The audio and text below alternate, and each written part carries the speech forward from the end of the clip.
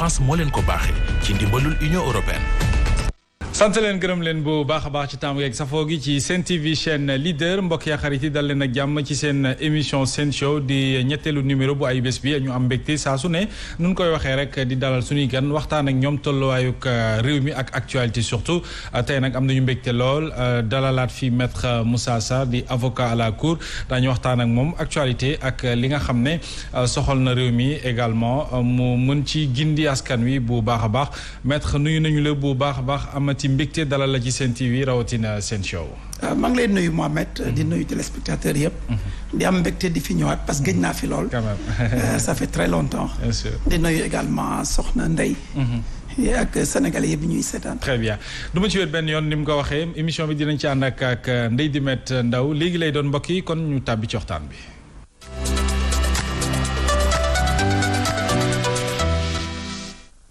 maître waxtaan bi dañ koy tàmbalee ku ne xam ne ni aujourd'hui yow yaay avocat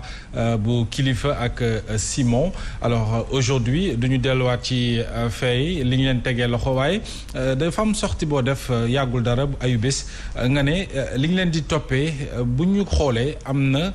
li ne ci ginnaaw muy xeetu complot wala li nga xam te ni waxuñu ko alors est-ce que mën nga ñëwaat déjà ci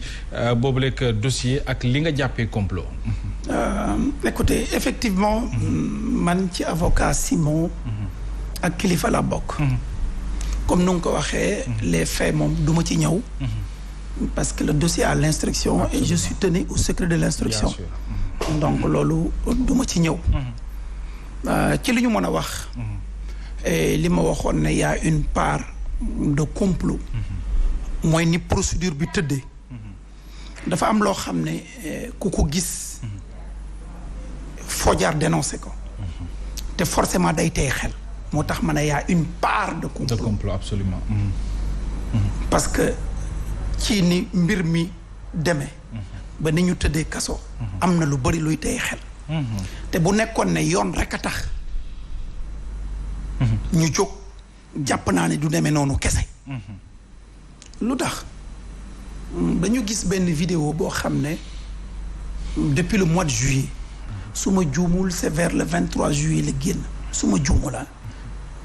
ñëpp gis ko ñu toog ba mois de septembre daanaka ñu ne parquet autosaisiru na ci vidéo boobu doon circuler maintenant li ñu jaaxal mooy daanaka diggante bi vidéo bi génne ak bi autosaisine bi di am mën na daanaka 45 jours gisuñu parquet autosaisir gisuñu plainte mu jaaxal ñu trop mais ñu jàpp ne c'est normal kon que ñaari nit a séq y a pas de plainte c'est normal que benn action judiciaire warul bouger maintenant ñu toog dégg ne am na ku ñu jàpp ci mbiru luubalu passeport diplomatique ba presse bi commencé génne wax jooju ñu ne dañ ci tuumal ay député ci mbiru passeport diplomatique ñu ne parquet autosaisir na donc nga gis l'agenda le timing pose problème pourquoi 45 jours avant dara yënguwul ñu toog ba am benn dossier ci passeport diplomatique yu ñuy tuumal ay député ñu ne ubbi nañ benn enquête parce que parquet autosaisir na ci mbiru Kilifeu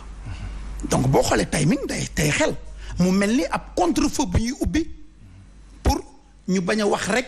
ci mbiru passeport diplomatique bi peut-être am na ñu jege nguur gi ñu ci nekk ñu ne am na ñeneen i tamit ñu ne ci kujje gi u ñuy jàppale waa kujje gi ñoom i tamit def nañ lu ni mel. laale nañ ci. donc muy coïncidence troublante. kon mënoo tere nit ñi analyser. absolument. deuxième chose. ñu ne parquet dafa autosaisir muy loo xam ne soo seetaanee vidéo ñaari nit. ñoo ko séq. ñi ko séq kenn ci ñoom porté wul plainte. mais plus grave encore sooy autosaisir da ngay autosaisir ci infraction bi jiitu xanaa. bu nee ne la vidéo ba ëmb. mën nañ jàpp ne infraction mën na cee am mais li ne weng ne fàng. te ñëpp xam ne infraction la lu tax autosaisine bi njëkkewul foofu. mooy laaj bi ñëpp di sànn mul di laaj.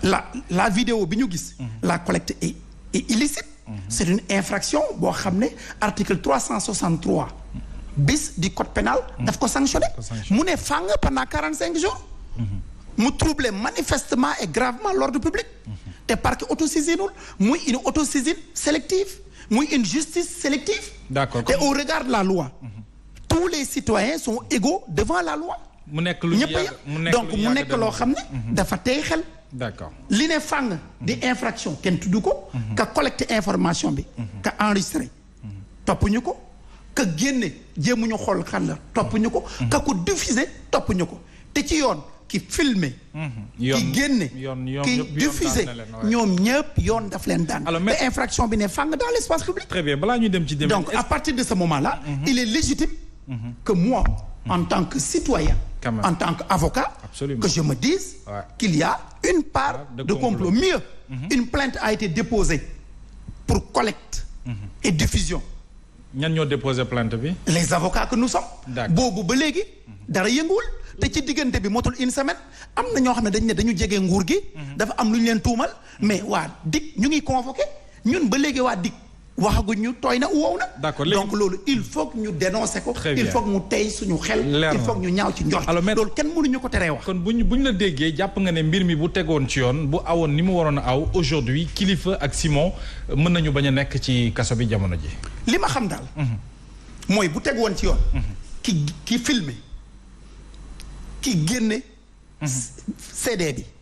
ou image ki ko diffuser ñoom ñooy njëkk ci kaso bi d'abord d'accord loolu mooy li ma wóor maintenant li ci des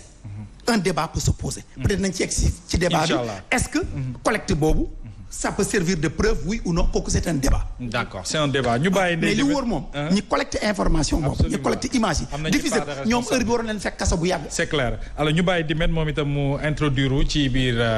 débat bi su ko defee ñu gën ko yaatal Dimet ginnaaw bañ la nuyoo jërëjëf Mouhamed man aussi ma lay fay bu baax a baax nuyu maître Moussa Sarr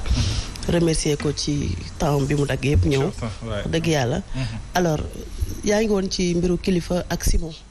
bu ñu xoolee chef d'inculpation yi mat na 10 bokk na ci tentative de ce qu'on appelle de trafic de migrants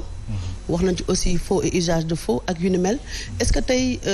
jàppoo ni tuuma yooyu ñu teg seen kaw dafa 10 te li leen gën a dugal mooy mbirum vidéo bi ñu wanee waaw xam nga tuuma yi ñu teg seen kaw koo gis nga nekk un spécialiste du droit da ngay xam ni tuuma yi tegul fenn li ko tax a jóg rek mooy lenn nu ñu fexee ba ñu mën a tëdd kaso parce que dafa am xeetu tuuma yoo xam ne kuñ ko teg sa kaw forcément information judiciaire la ñuy ubbi téye la téye négandu ko pour man loolu lañ ci jubloon bi ñu jëlee tuuma yooyu maintenant tuuma yi 4 tuuma la en ce qui concerne Kilifeu 4 tuuma la en ce qui concerne